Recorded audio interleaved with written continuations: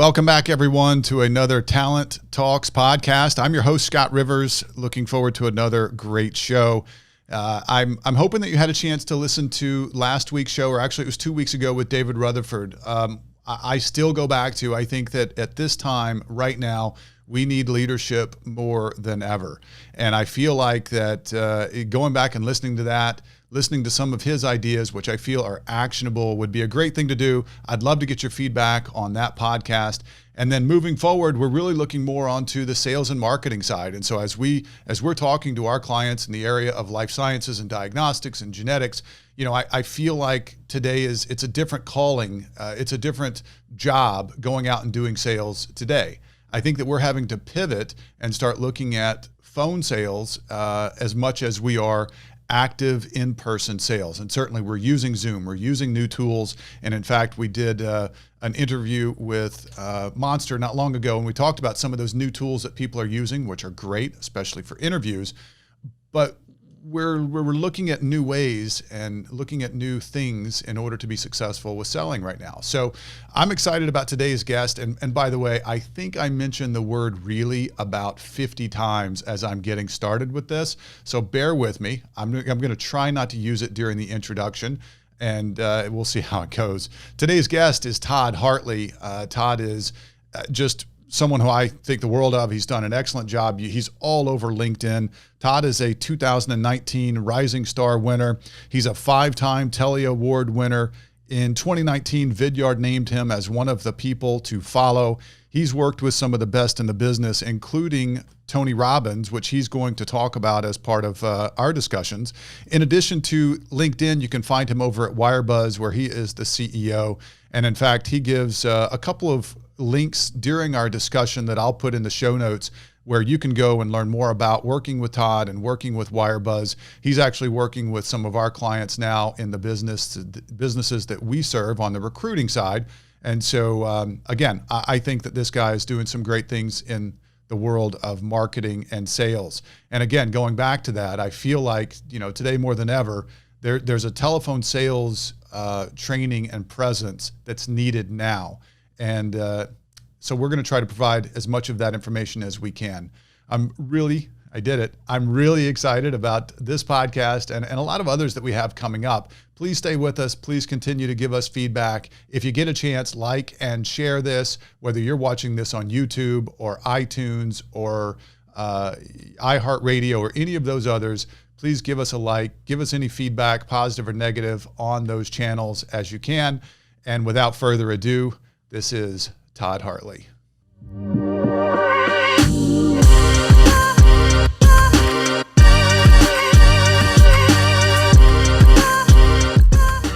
Well, Todd, again, I really appreciate the time. I know how busy you are, and with everything going on right now, I continue to see you on LinkedIn. I continue to see you on videos. We talked earlier about you doing some stuff for Tony Robbins. I saw that earlier this week. Really a lot going on. So I really want to just say, first and foremost, thank you for joining us. You know, it's my pleasure. You know, my favorite space is in life sciences and medical marketing, and specifically oncology and genetics and genomics, because it allows wizards like you and me that help optimize the marketing and sales paths on a daily basis to directly be affecting the lives of patients or elevating the care for physicians. And that opportunity to talk with you and to be able to share the insights is worth everything. Yeah, I love it. I love it. That sounds great. Hey, well, let's start with this. All of us have certain things that we do to make sure that we continue to get better and better in our trade. You know, we sharpen the sword on a daily basis, if you will. What are the things that you're doing during this time to make sure that you're staying sharp? What are you reading? What are you listening to? Kind of give me some insight there. Sure. I actually believe that the end results of your year will be a direct relation to the knowledge that you acquire and your ability to use it to help serve others and help them achieve their goals. So I'm on a very consistent daily learning. I'm a believer that 1 hour a day in 3 years or 5 years turns you into one of the world's experts on a topic. And my career has really been based on that. So I do a every time I get into the car, or actually every time I leave the office, I put my headphones in and I've got an app called Speechify that allows me to take all the articles that I want to read during the day, and it reads it to me when I get into the car, when I go to the gym, when I go on a walk at night, and it allows me to consistently be learning without having to be stuck in front of a computer longer. Yeah, that's great. Speechify, fantastic. We'll make sure and capture that, put it in some notes, let people go look at it. As far as people, anyone else that you're actively listening to, something you're reading right now? Yeah, right now I'm reading Traffic Secrets from Russell Brunson. His book just came out. Russell is a digital guru, and this is his latest book. In probably about 30 days, I'll do a review on it, but Awesome. I think it'd be an excellent place for people to get started. Cool. That's great. I appreciate it. Well, listen, what prompted me to you, and I've been seeing you all over the place, as I mentioned, LinkedIn is what we do, right? That's kind of our professional social platform. And so we're Right. all over LinkedIn. I see you everywhere. So Good. what you're doing is working, number one. you. But what really drew me to you was I saw the video, Rockstar Rules in the Attention Economy. Yes. So Yes. as I started looking at that, and I started looking about, what are our clients going to be facing trying to get into the hospitals and laboratories? Are we in the attention economy still, number one? And if you could kind of walk through those rules that you discussed, I thought they were pertinent today as much as they ever have been, really. I'm so excited that you bring this up because I haven't been teaching the Rockstar Rules lately. It was part of my European speaking tour from last year. And I love this topic because if you look at music and you look at the music industry, you'll understand how attention, or the way we market to attention of our prospects, is different. So 25 years ago, the number one songs in the top 100 list, all those 100 songs averaged 23 seconds of musical setup before the lyrics started. But today, the top songs have words starting within the first 5 seconds. And the reason is we have to get to the point, we have to be hyper relevant, super interesting in order to command attention. And there are bands that teach this. So for example, one off the top of my head is if you want to know how to structure your page in the attention economy, you should think of John Mayer. Gravity always wants to bring me down. So you want to move people all the way through one page. And there's a whole series of these, but people, when they come onto their page, onto your page in their head, they're saying the same thing that you're saying when you go onto somebody else's page looking for a product or service. They're saying, like Lenny Kravitz would say, "Are you going to go my way?"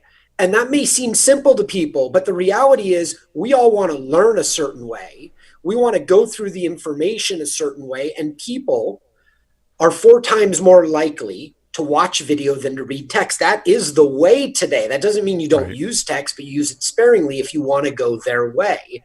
And you help educate people so it makes buying from your business a no-brainer. Yeah. Yeah. And so you discussed a couple of people also in that video, and I'll play parts of it on here if you don't mind as we go through this. Not at all. But man, you go through songs 20 years ago and it takes 15, 20, 30, 40 seconds just to get to a word. And today it's bam. And I think you even talked about this today on LinkedIn, the length of videos. How long should they be? Is there a set time? The truth is, if you're capturing attention and holding attention, it doesn't matter. It's all about getting your point across. Right. So same thing with music. These people are getting it today. The artists are understanding that you've got to get going quickly to capture attention. Because frankly, and I know you've talked about this other times, with the attention deficit disorder that has become much more prevalent today. And I know that you battled that growing up. I battled it as an adult today. You've got to capture attention. And if you can capture it quickly, you're golden. Let's spend a few moments on that for a second. Let's do it. The conventional wisdom around video length and attention is totally wrong. And marketers are giving bad advice to clients on a daily basis on this topic. As you mentioned, I struggled with attention disorders. I got help by the University of Arizona's SALT Center, which is the nation's leading academic support program for students with attention disorders. And here's what I've discovered, because every semester I go back and I teach a weekend workshop for students, college students with attention disorders. Very cool. And the first thing I ask is, I don't ask about school. I ask about, what are you passionate about? And when I find out what they're passionate about, oh yeah, I love Minecraft. And what I'm really doing is I'm like, cool, you love that. How long can you spend doing that? I can spend all day doing that. I forget to get up and go to the bathroom. Great. So maybe you don't have an attention disorder. Maybe you have an overabundance of competing options for attention, which is completely different. Because if I put you in front of something that you're interested in, you don't have a disorder, like you can't pay attention. You actually are hyper interested. So as marketers, our big lesson is, look at Netflix. Like, people sit on their couch and put a divot on their couch where their butt sits, because they sit there for 6 hours, which should be an indicator for everybody that you don't have an attention problem. You have a selection bias. And for marketers, if you want to be great, don't consider your prospects as being weak or inferior or defective. Recognize you got to up your game and be more entertaining and being more relevant to them. And you know what will happen? People will give you the right amount of attention so you can transfer the knowledge so they buy from you. And that's like, I don't know why that's mind-blowing to people. I know it isn't for you, but for a lot of people, they're like, yeah, that's great, but maybe only like 30 seconds. Is that how long the video should be? And they miss the Netflix learning. Yeah, and I work with marketing teams all the time, and they talk about my videos on LinkedIn. It's 2 minutes, right? 2 minutes. If you go more than 2 minutes, you're wasting time. Probably my best videos are those where I grab the phone, hold it up in front of my face, and talk. And it may go 3 minutes, may go 5 minutes, but those are the ones that are capturing the most attention. I love it. Let me ask you this. So let's talk about sales and marketing, especially post COVID-19. And this is really why I started this part of the podcast. This season is dedicated to helping our clients figure out how to be the most effective moving forward, calling on clients that probably aren't letting them in the door. So with your experience in medical, my experience in medical, I think this is a great combination. So let's get a couple of things out there from your perspective, how these medical companies can and should be capturing attention right now with salespeople that can't even get in the door. What are some things they could be doing? First and foremost, salespeople, we need to get to the next level.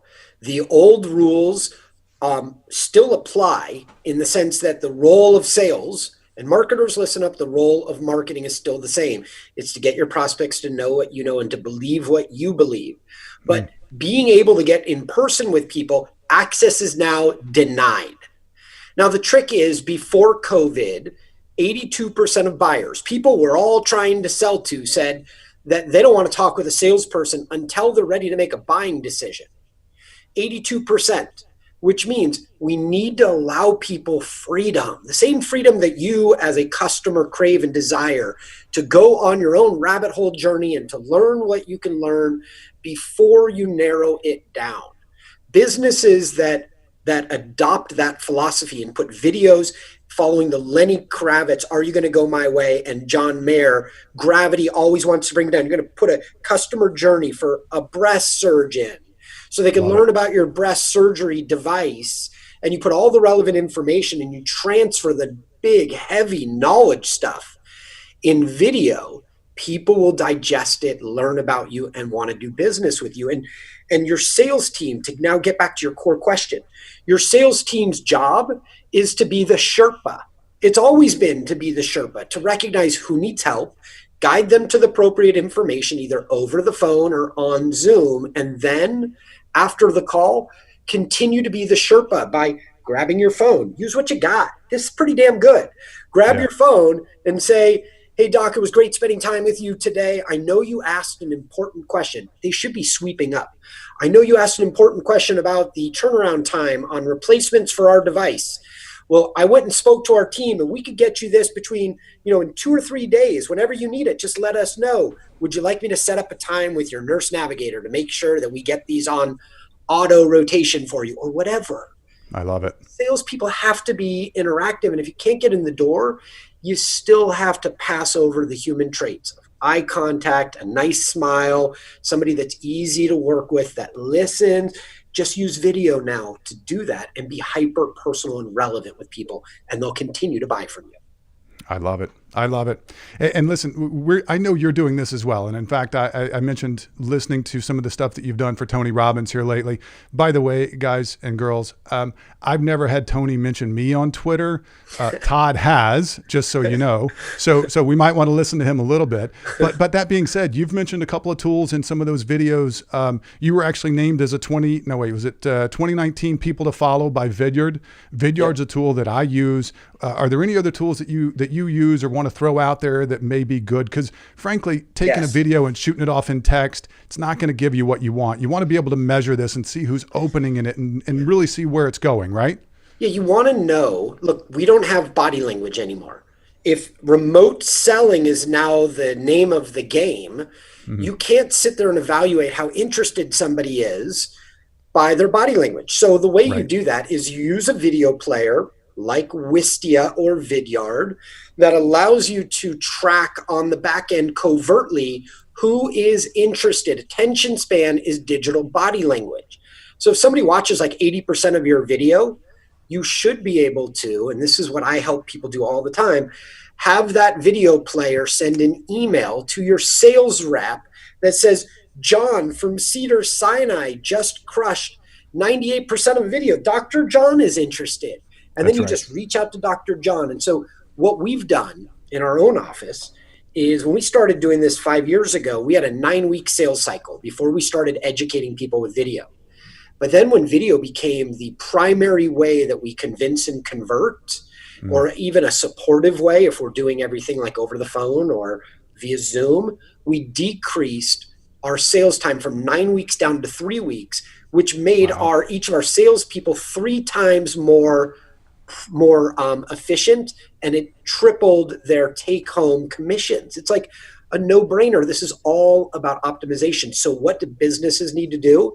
They need to sharpen their tools, learn a new trick, pivot to prosper, and most of that game revolves around the smart use of video and digital marketing tactics that you can build into your website and then train your team to replicate off of.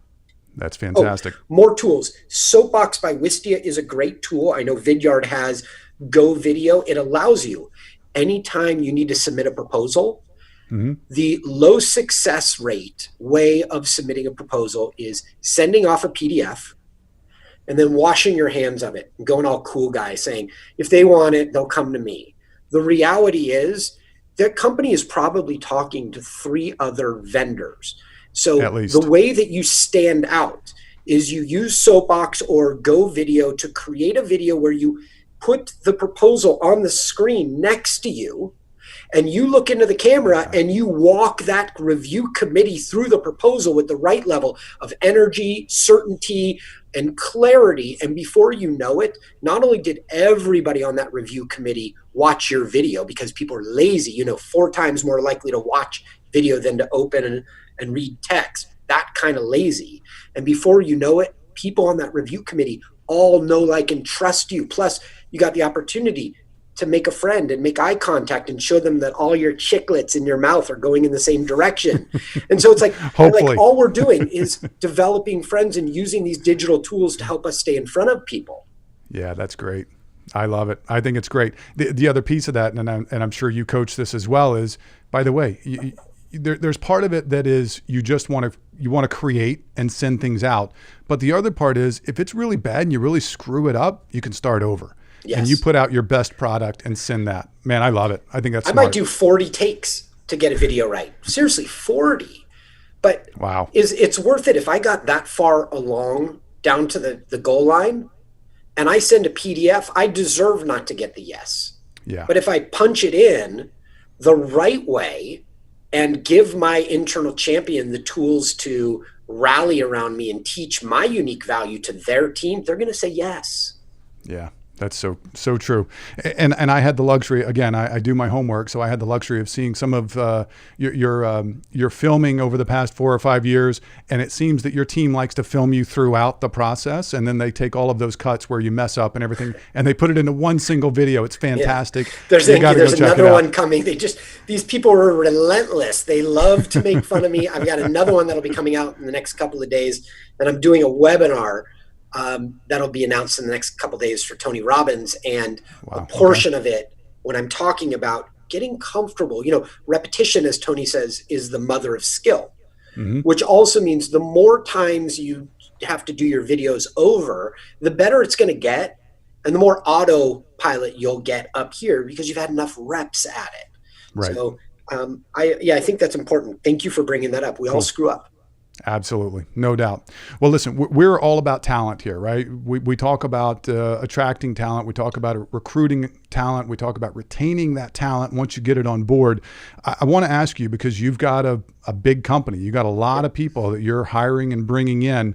So from your perspective, what are the things that you really look for in talent? What are those things that you're trying to identify when you're searching for talent? And then as a follow-up to that, what are you ultimately hiring for? And then on the opposite side of that, what do you ultimately fire for as well? Mm. We're unique. I know companies say that. I totally believe it. We're looking for what we call OKGs, our kind of guy or our kind of girl. And an OKG for us is somebody that works primarily from here. Okay. They love what they do. They love making relationships, being a person of their word. And there's somebody that thinks way out of the box. Oh, and earlier you asked me about education. Yeah. OKGs are people that are on a daily commitment to learn and grow. So I'm looking for all of those things, but I'm also looking for somebody that's pretty damn easy to hang around.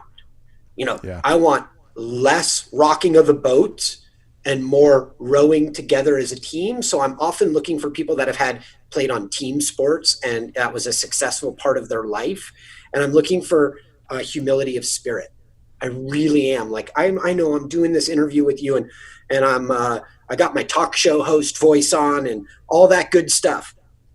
But I'm looking for humility of spirit because if I'm going to be around people on a daily basis, I need humble, not arrogant. I need Yeah. hungry learners, not know-it-alls. And I think you know what I mean, I do. Of course. right? Absolutely.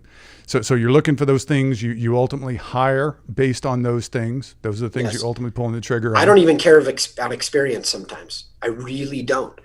I can if somebody has team sports background and they're comfortable and open and willing to be coached, I can take them further and faster than somebody who's old dog that isn't willing to learn new tricks. Yeah. And an old dog who knows it all is probably going to get weeded out by this team behind me before it happens for me. Okay. They'll notice it before Makes I do. sense. Yeah. Makes sense. Right? Like So, like an old dog new trick is the one that's like, dude, I already sent the proposal off. I sent them a PDF. And the new dog is the one that creates that personal video that leads with their heart and is obsessed with providing massive clarity whenever they yeah. communicate to our prospects. Yeah. I love that. I love that. And then listen, let's talk about the worst case scenario. Okay. What do you ultimately fire for? And before you answer that, I'll Yep. tell you this. I've got a rule in my company, in my office, that you're not going to get fired for performance, which sounds crazy, right? There are a lot of things that I will let someone go for, but it's not going to be for performance because I take that on me. So that's for me to fix. There are a lot of things that can't be fixed though. So from your perspective, what is it? What are those things that just can't be fixed? Somebody who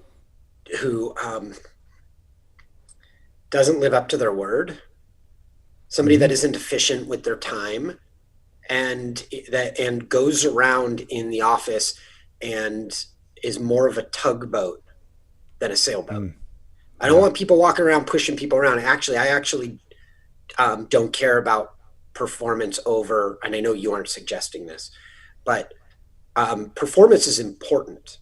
And it's just as important as being a good citizen or a good member of this family here. And I've had plenty of people that were super talented, but were abrasive to be around. And that burns more of my energy. And in No all doubt. candor, uh, at the beginning of my career, I thought it was all about the clients and being polite to the clients. And I didn't really have a lot of time for my coworkers on Mm, a finesse way. But everybody on my team, including myself, has to be able to use that same level of finesse and polish and class that we rely on when they're client facing. And they have to use it in here. as exercise when they're interacting Nice. with each other. Very nice. Awesome. Todd, do me a favor. I saw something that you've got a new class coming up, a new class that you've put together. Tell us more about that if you could. Yeah, thank you. I've got right at the beginning of COVID, Tony Robbins reached out to me and asked if I could do a training module for his clients. Tony's a client of mine. So I was like floored and honored. And I spent the first week creating all this material, but I also have it on my website.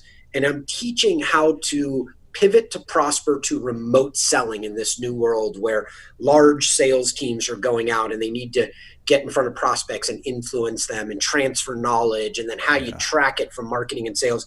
And I teach my best techniques on a landing page on my website in 20 minutes worth of video.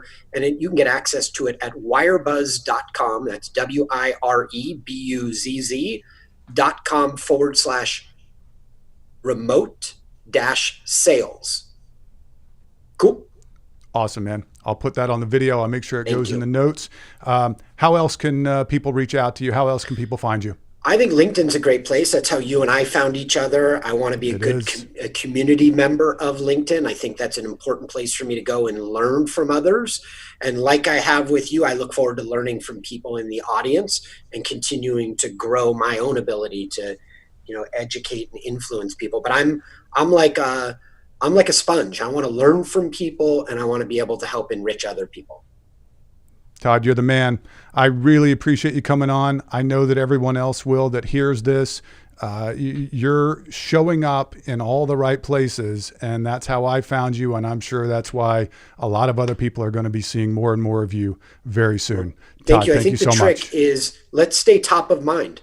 Whoever we're trying to influence, let's stay top of mind. So the next time they need to solve a problem, they think of you first as the logical extension of that topic. You are the guru of that topic, but the only way you can do that is with frequency and providing massive value each and every time you interact with people. Well, I know we have provided value today. Todd, thank you again. We'll talk soon. Thank you so much. All right. Take care. Here are the rockstar rules for the attention economy. Video is not a tactic. Video's like gasoline. Video is the best accelerant for every online tactic. What are online tactics? Search, social, email, traffic, sales. If it's not sales, it's conversion. And anytime you want to push it up another level, you use video. The rockstar rule, whenever you're starting an email campaign, a search campaign, a social campaign, you have to make sure.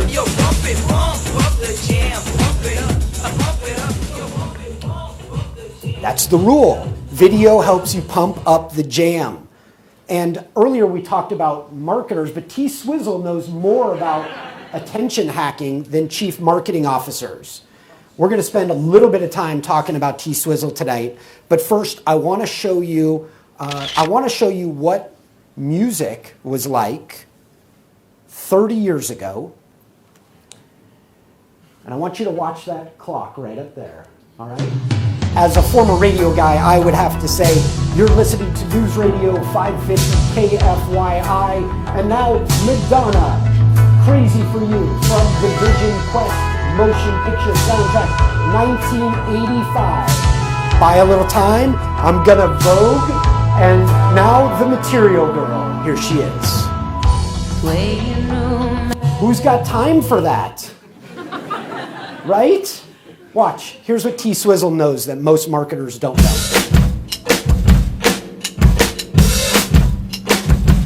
I say I'm too late. Gotta get right to the point. Now, I'm not the one that discovered this. I'm a nerd for this attention topic. And I was reading a blog consistently from someone, and I said, oh, I wonder where this guy lives, right? I travel a lot.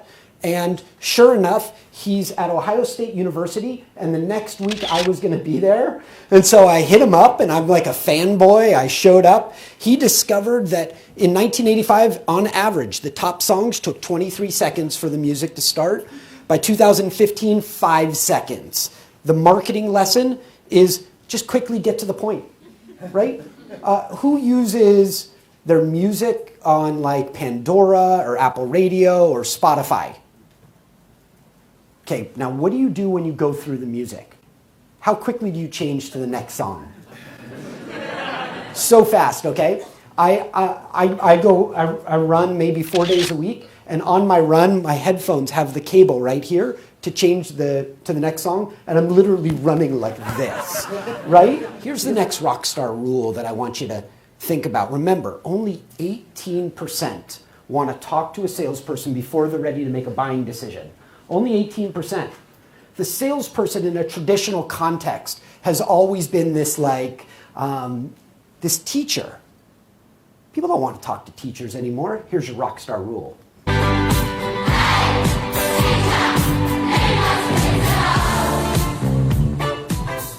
82% of buyers, they don't want to talk to a salesperson until they're ready to make a buying decision, which means you need to reposition your business, your website, the role of your salespeople.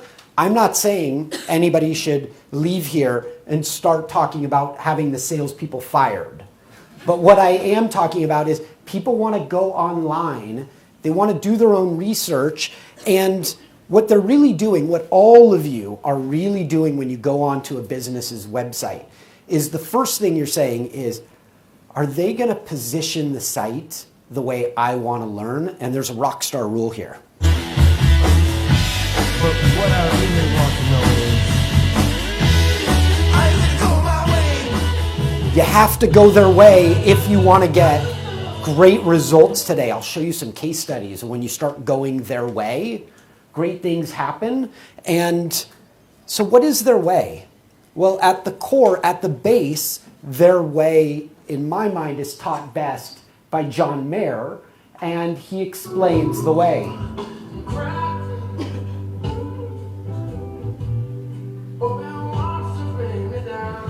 Right? You want to create journeys down the page for people to learn. In fact, when you think about this, you've got to put content that they prefer to learn from. We'll spend more time on that. And when Dan Tyre was in my office, he said... But you were the original schmarketer, right? Yes. We're hearing, because at the time it was breakthrough. Thank you. Right? No one had ever heard of using video in the sales process. Right? You're expected to have all that information available to them so they can make a smart decision. Now, there are some people in your offices and in mine that don't think the attention economy is a real thing. They think business as usual, Todd. We've always done it that way. And if you have people in your office that think that way, there is a rock star rule for that also. you can check out anytime you like, but you can never leave. You can't leave. It's all around us. It's the way we're ingesting information today. And those are the rock star rules for the attention economy.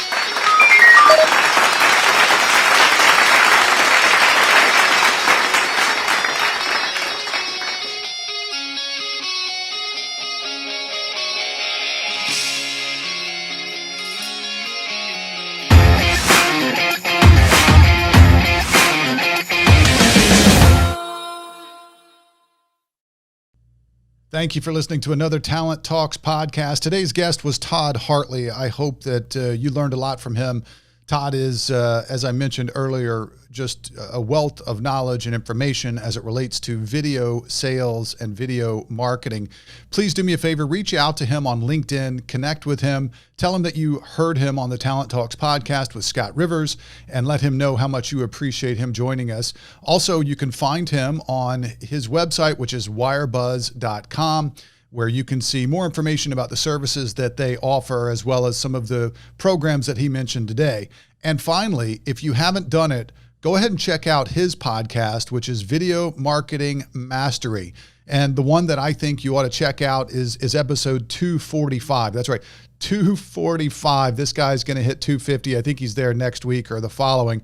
But 250 podcast episodes, all of them packed with tremendous information and knowledge that will help you both from a marketing standpoint and a sales standpoint as it relates to getting your brand out in the market today. So again, go listen to this one with Bryn Tillman, extremely sharp and really great information as it relates to using LinkedIn Sales Navigator. I'm Scott Rivers, your host to the Talent Talks podcast. I look forward to seeing you next time. Please continue to like and subscribe this podcast on wherever you're listening to it, or if you're on YouTube, feel free to go back to YouTube and like and subscribe it there.